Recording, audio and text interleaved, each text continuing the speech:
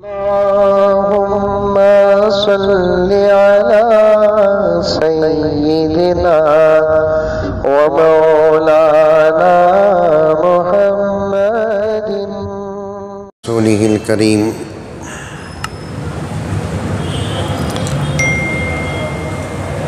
أما بعد، قال الله تبارك وتعالى: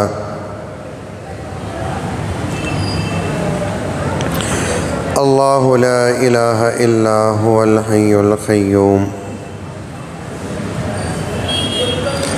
صدق الله مولانا العظيم.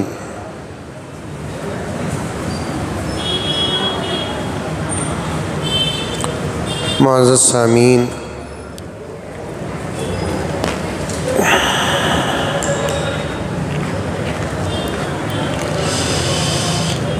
آیت الکرسی کے متعلق بات چل رہی ہے.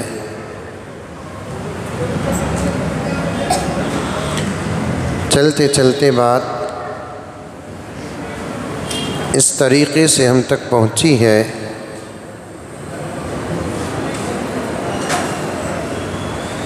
کہ جو فرض نماز کے بعد فوراً آیت الکرسی کو پڑھتا ہے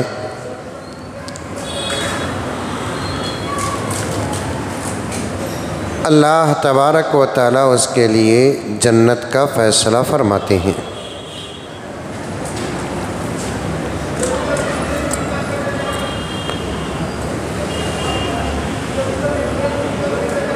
عمل کرنے کے بعد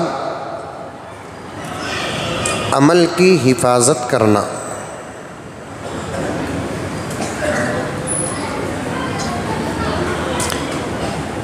ورنہ وہ اصول اپنے ذہن میں رکھیں. جیسے کوئی آدمی گناہ کرتا ہے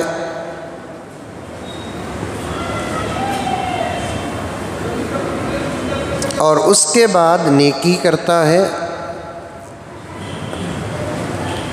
نیکی کرنے کی وجہ سے گناہ جیسے مٹ جاتے ہیں، اسی طریقے سے آدمی اگر کوئی نیک کام کرتا ہے اور اس کے بعد گناہ کرتا ہے تو گناہوں کی نحوست سے اس کے نیکیاں بھی برباد ہو جاتی ہیں.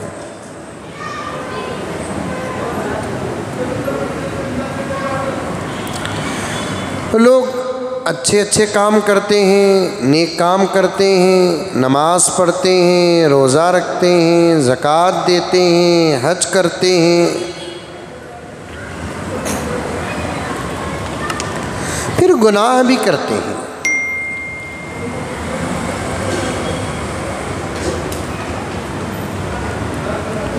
یہ سوچ کر گناہ کرتے ہیں شاید کہ ہم تو نیکیاں کیے ہیں،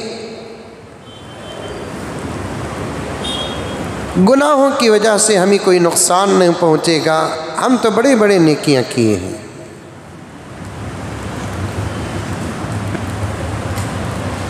یہ ان کا سوچنا سراسر غلط ہے.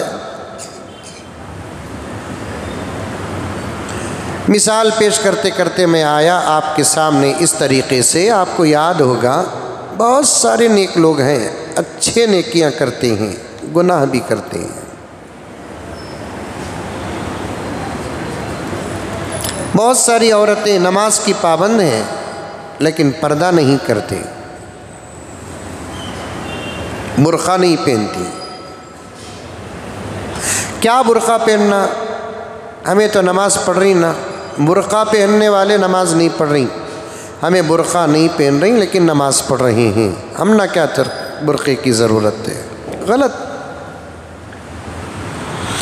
ہمارے عقل کا نام شریعت نہیں ہے، شریعت کے فرمان کا نام شریعت ہے، اللہ کے رسول کے فرمان کا نام شریعت ہے. اسی لیے گناہ سے بچو. گناہ نیکیوں کو ایسے کھا جاتی ہے جیسے آگ لکڑی کو کھا جاتی ہے. پیغمبر نے فرمایا گناہ نیکیوں کو ایسے کھا جاتی ہے جیسے آگ لکڑی کو کھا جاتی ہے.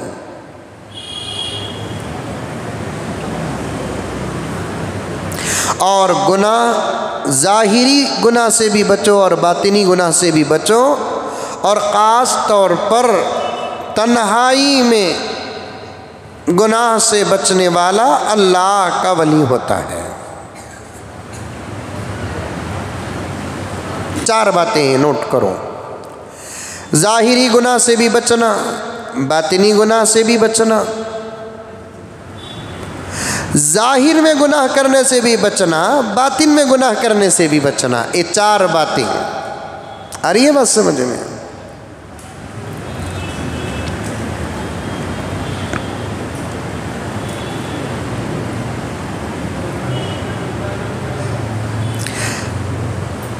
جو تنہائی میں گناہوں سے بچتا ہے اللہ تعالیٰ اس سے محبت کرتے ہیں، کیونکہ تنہائی میں گناہ سے بچنے والا اس لیے گناہ سے بچتا ہے کہ مجھے کوئی نہیں دیکھ رہا ہے لیکن اللہ تو دیکھ رہا ہے۔ تو جب بندہ یہ سوچتا ہے کہ مجھے میرا اللہ دیکھتا ہے تو اللہ خوش ہو جاتے ہیں، اس لیے تنہائی میں جو گناہ سے بچتے ہیں اللہ تعالیٰ ان کو ولایت عطا کرتے ہیں۔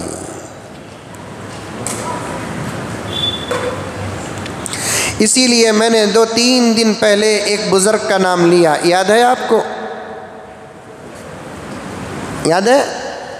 ہاں؟ نہیں، وہ تو صحابی رسول ہے۔ ایک نوجوان، اس کی خوبصورتی پر بات گئی تھی، حضرت 2-3 دن پہلے کھائے سوچ آئٹما یاد نہیں رہتے نا، ہم نہ باتاں کا یاد رہتے ہیں حضرت۔ کتنے جی دن سے روزانہ دال بنا رہی سو تمہیں، شوہر بیوی کو بولتا، بیوی بولتی کیا باتاں کر رہی، 8 دن ہوا جی دال بنا کو۔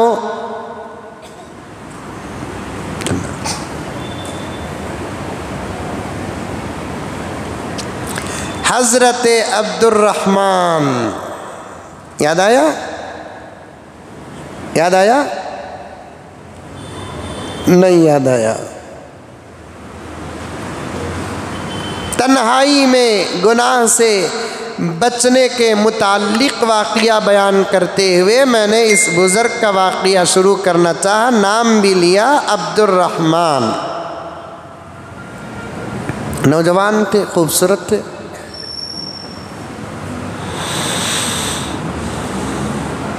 ویسے تو انسان بہت خوبصورت ہے، اور انسانوں میں بھی بعض لوگ خوبصورت ہیں، عورتیں خوبصورت ہیں، مرد بھی خوبصورت ہوتے ہیں۔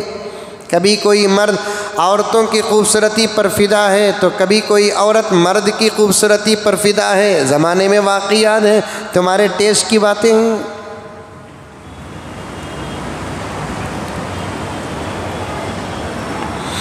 حضرت عبد الرحمن نوجوان تھے، مدرسے کے طالب علم تھے، حدیث پڑھتے تھے، بڑے خوبصورت تھے۔ جب راستے سے گزرتے تو زمانہ دیکھتا تھا ان کو۔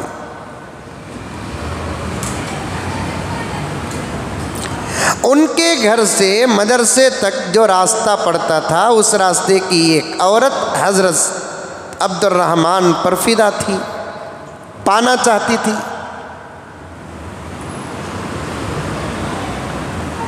بڑے بدقسمت تھے اس زمانے کے لوگ، اس لیے کہ ان کے پاس موبائل نہیں تھا، واٹس ایپ نہیں تھا وہ دور میں، فیس بک نہیں تھا، انسٹاگرام نہیں تھا، ورنہ پیغام بڑی آسانی سے پہنچ جاتا ہے۔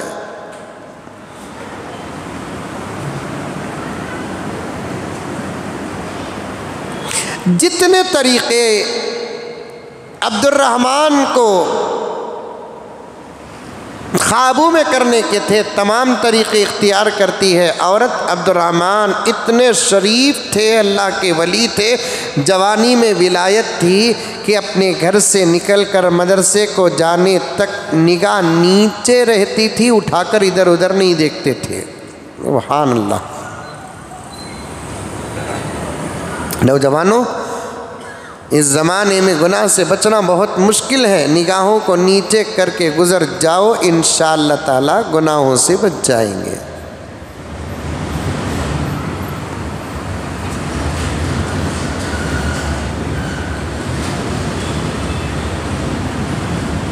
ہر برگ پکارے گا تجھے پیار سے 100 بار۔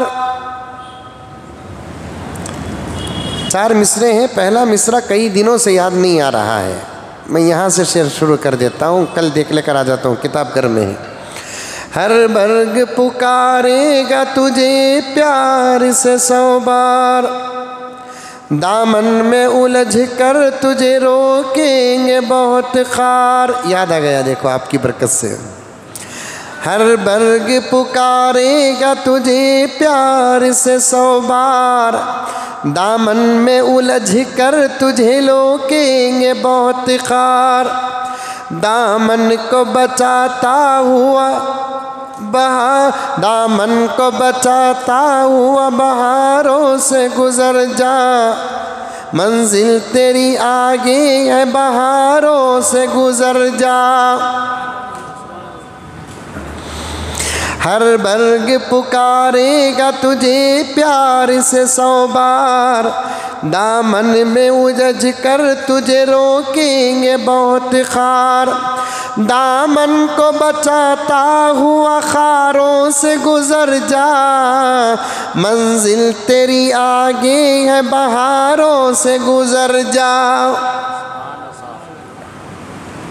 ہر طرف سے تمہیں پکارا جائے گا، تم راستے میں گزریں گے تو تمہاری زندگی کانٹوں میں اٹک جائے گی، تمہارا تقویٰ کانٹوں میں اٹکے گا۔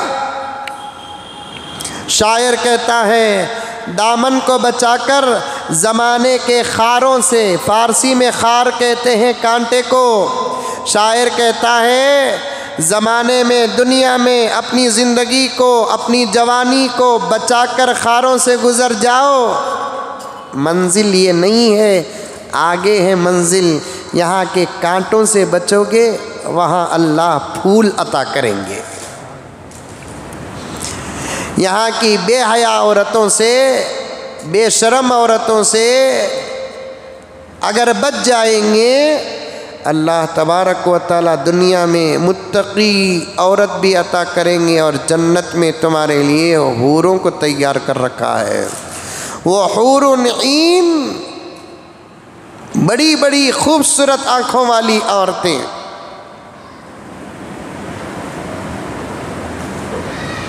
کامثال اللؤلؤ المکنون، گویا کہ خوبصورت موتیاں، جزاء بما کانوا یعملون۔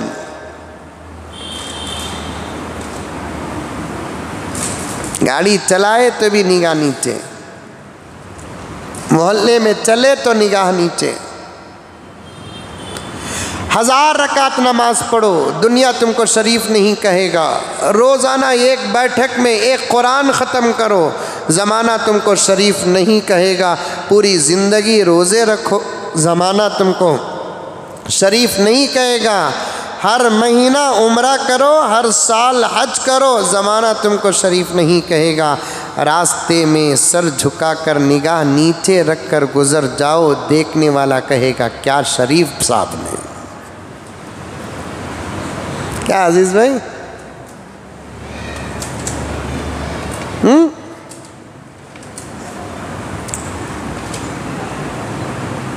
عورتوں کا بھی وہی حال، لڑکیوں کا بھی وہی حال۔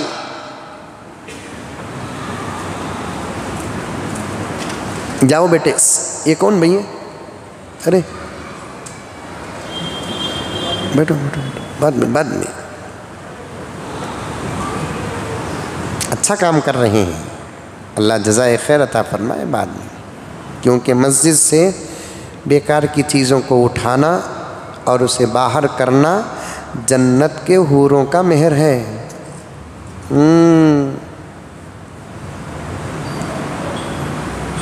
اب اسے سبا سے پکڑنا نہیں، آج کے حورا منجر ہے تجھے نہیں بول کو،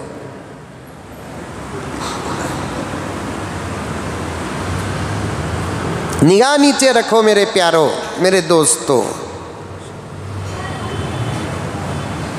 تمہارے اخلاق کی سند تمہارے نگاہوں کی وجہ سے ملتی ہے، تمہارے کیریکٹر کی سند تمہارے نگاہوں کی وجہ سے ملتی ہے۔ لمبے جھبے بڑی بڑی پگڑیاں، یہ زمانہ ہے، جاہل جاہل ہی فتوے دے گا، عالم عالم ہی فتویٰ دے گا، ولی ولی کا فتویٰ دیتا ہے۔ ارے کون سی بڑی پگڑی پہ لیا، کیا اللہ والے بھائی، کیا جھبا ہے بھائی، یہ جاہلانہ فتوے ہوتے ہیں، یہ سب اصل تقویٰ نہیں ہے۔ تقویٰ نگاہوں میں اللہ تعالیٰ رکھا ہے۔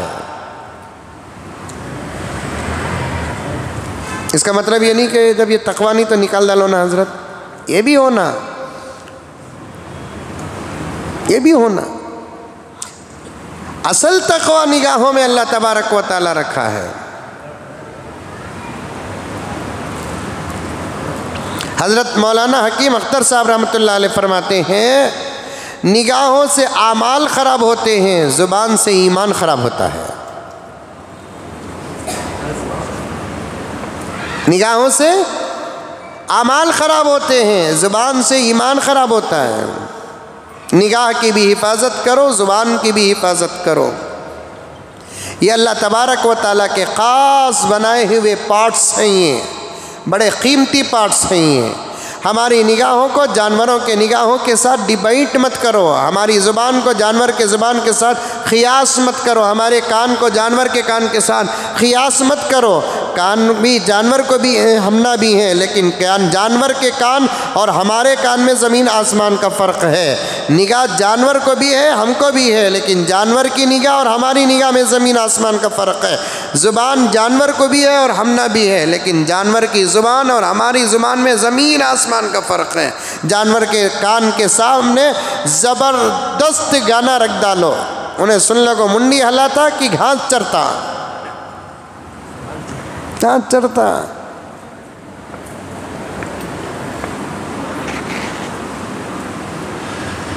خوبصورت جوان، عجیب و غریب و بے حیا لباس پہننے والی لڑکی کو بکرے کے سامنے بٹھا ڈالو، آئی لو یو بولتا بکرا نہیں، گھورتا بھئی، نگاہ ہے نا صاحب۔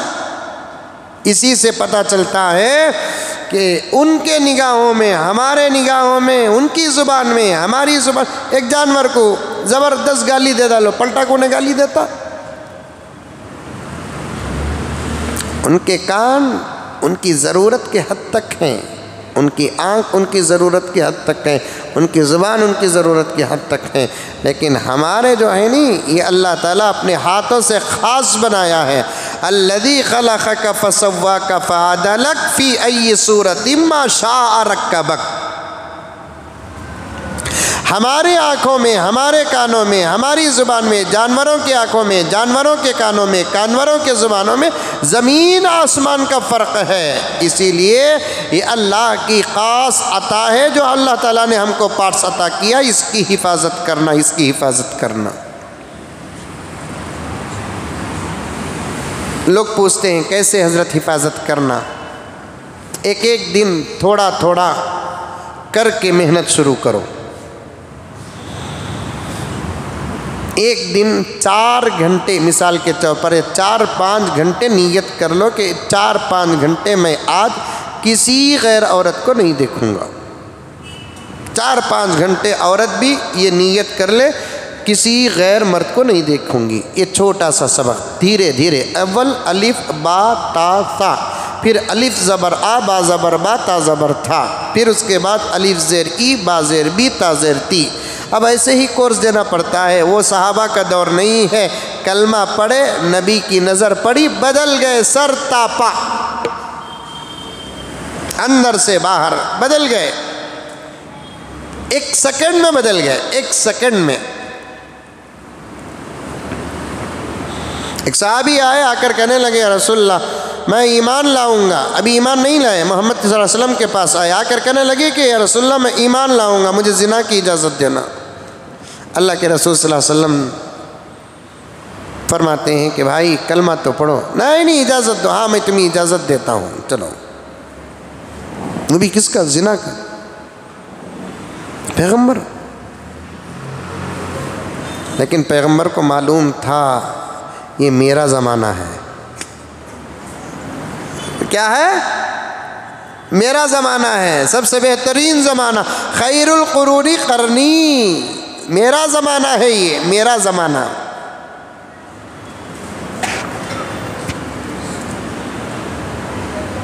اجازت ہے بھائی، کلمہ تو پڑھو۔ جیسے ہی کلمہ پڑھے اس کے بعد کلمہ ایسے اتر گیا، حضور نے پوچھا اجازت کا کیا حال ہے؟ توبہ توبہ یا رسول اللہ، مجھے نہیں معلوم کہ میرے گناہوں پر جب کلمہ پڑ جائے گا پوری لذتیں ختم ہو جائیں گی۔ 1 سیکنڈ میں بدل گئے صحابی۔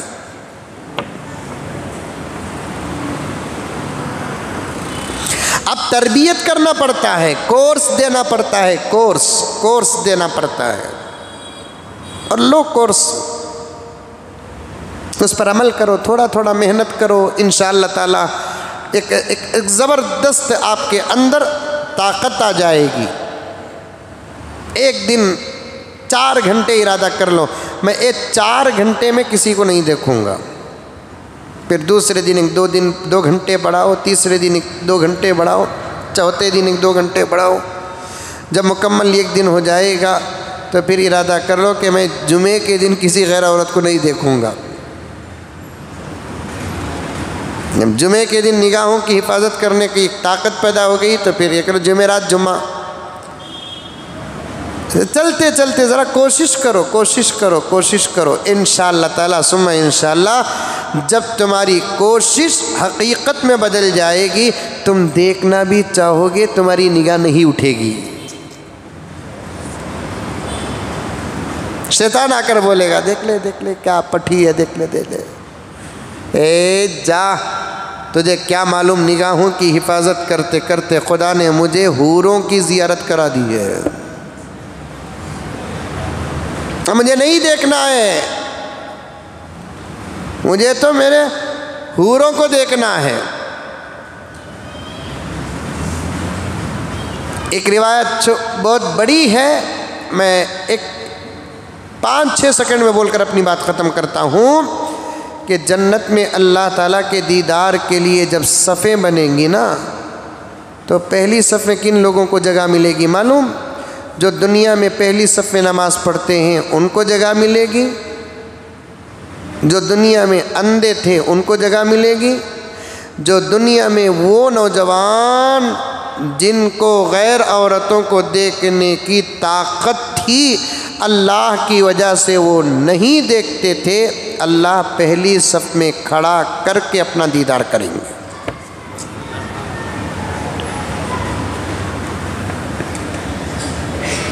نہیں بات کوشش کرو انشاءاللہ تعالی،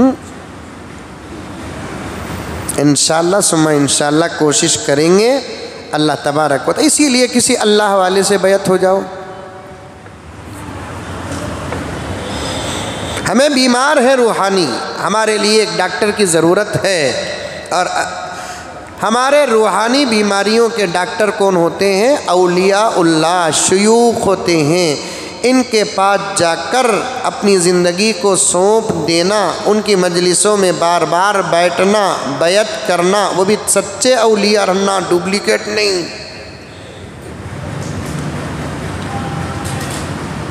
جیسے آپ ڈاکٹر کو پرکھ کر انتخاب کرتے ہیں، ویسے اس زمانے میں اپنے لیے شیخ کو پرکھ کر انتخاب کرو،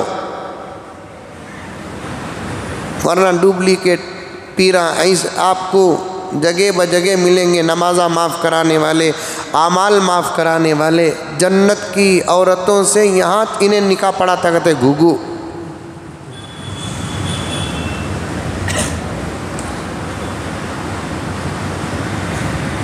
غلط۔ اچھے اولیاء کا انتخاب کرو، مجلسوں میں جاؤ۔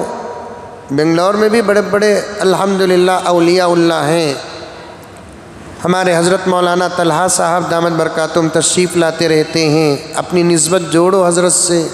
خود ہمارے بنگلور کے حضرت مولانا مفتی شعیب اللہ خان صاحب دامت برکاتہم ہیں، باقاعدہ حضرت کی ایک مجلس چلتی ہے، ہمارے اپنے شہر کے ہیں، 24 ہارس اویلیبل ہیں، ملتے ہیں۔